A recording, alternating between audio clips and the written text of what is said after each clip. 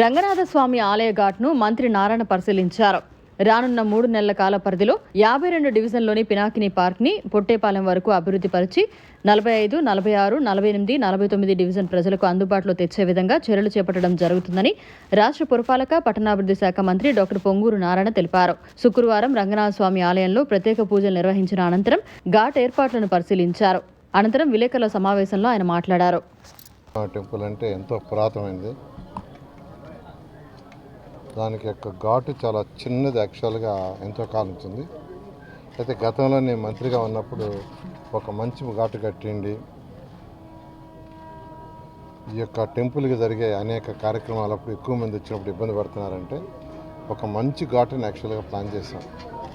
అది ఆల్మోస్ట్ అయిపోయింది, కేవలం ఫైనల్ ఫినిషింగే.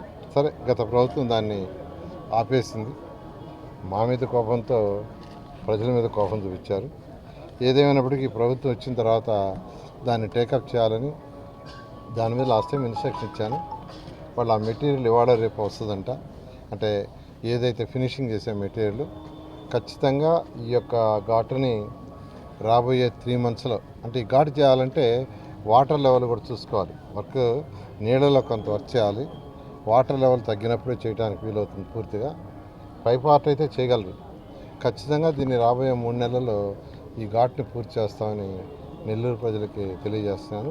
పక్కనే పార్క్ ఒకటి ఉంది, పినాకిని పార్కు. అది మంచి పార్క్. అంటే ఈ పక్క రంగనాయకులపేట ఈ 49, 47, 46, ఈ యొక్క 49, 48 ఈ ప్రాంతంలో వాళ్ళకి ఇటుపక్క పెన్నారివర్ పక్కన ఒక మంచి పార్క్ కట్టాలని అనుకున్నాం. ఎందుకంటే అటుపక్క వాళ్ళకి నెక్లెస్ రోడ్డు ఉంది, ఇటుపక్క వాళ్ళకి అటువంటి పార్కింగ్ లేదు. అందుకనే పినాకిని పార్క్ని డెవలప్ చేయాలని దాన్ని ఎస్టిమేషన్ వేయించాము. అక్కడే బోటింగ్ కూడా, ఎందుకంటే చక్కటి వాటర్ ఉంటుంది, బోటింగ్ కూడా ఏర్పాటు చేసి దానికి ఆల్రెడీ అధికారులు కొంత ఎస్టిమేషన్ తయారు చేశారు. అయితే నీళ్ళల్లో ఫస్ట్ దానికి ఇది కట్టాలి, ఇది మన కాంక్రీట్ వాల్, దానికి కూడా ఎస్టిమేషన్ వేశారు. ఇవాళ దాని మీద డిస్కస్ చేస్తాను. చేసి ఈ పార్కు కూడా రాబోయే 6 నెలల్లో ఒక మంచి పార్కు, వాటర్ స్పోర్ట్స్ ఉండే పార్కు, వాటర్ స్పోర్ట్స్ పిల్లలు వాటర్ స్పోర్ట్స్ ప్లస్ బోటింగ్ ఉండేటట్టుగా ఒక మంచి పార్కు చేయాలని ఆల్రెడీ దానికి ఫండ్స్ కూడా నేను మ్యాచింగ్ చేశాను. ఇది కూడా నేను అనుకోవటం డిసెంబర్ అంటే మరొక 4 నెలలు ఉంది. ఆ లోపల దీన్ని కంప్లీట్ చేయడం జరుగుతుంది. ఇప్పుడే రంగనాథ స్వామి పూజారులు చెప్పారు, సార్ వర్షం వస్తే బయటపడ్డ నీళ్ళు లోపలికి వచ్చేస్తుంది టెంపుల్ కానీ. ఇప్పుడు అధికారులకు చెప్పాను, రేపు సాయంకాలం లోపల నాకు పక్కా ప్లాన్ ఇవ్వమని. పక్కా ప్లాన్ ఇస్తే వెంటనే మండే దానికి శాంక్షన్ చేసి ఫస్ట్ దాన్ని చేస్తుంది. ఎందుకంటే టెంపుల్కి వేల మంది భక్తులు వస్తుంటారు ప్రతిరోజు, వాళ్ళకి ఎటువంటి అసౌకర్యం కలగకూడదు. నా దృష్టికి ఇప్పుడే పూజారులు తీసుకొచ్చారు. ఖచ్చితంగా ఆ వర్క్ని వెంటనే మండే, అది అంటే 5 లక్షల లోపల వర్క్ అయితే మండేనే నామినేషన్ వర్క్ శాంక్షన్ చేస్తాను.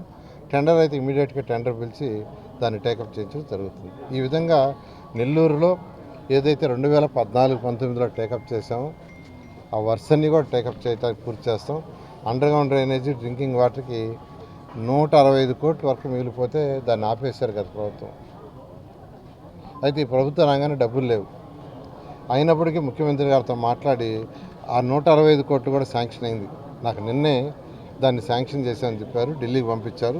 వాళ్ళు కూడా నెక్స్ట్ వీక్లో దాన్ని శాంక్షన్ ఇస్తామన్నారు. అది కానీ ఇస్తే అండర్గ్రౌండ్ డ్రైనేజీ, డ్రింకింగ్ వాటర్ కూడా వేగవంతంగా కంప్లీట్ చేసి 1 year లోపల నెల్లూరు ప్రజలకి హ్యాండ్ ఓవర్ చేయడం జరుగుతుంది. Thank you. మరిన్ని అప్డేట్స్ కోసం మన HN9 టీవీ ఛానల్ని సబ్స్క్రైబ్ చేసుకోండి.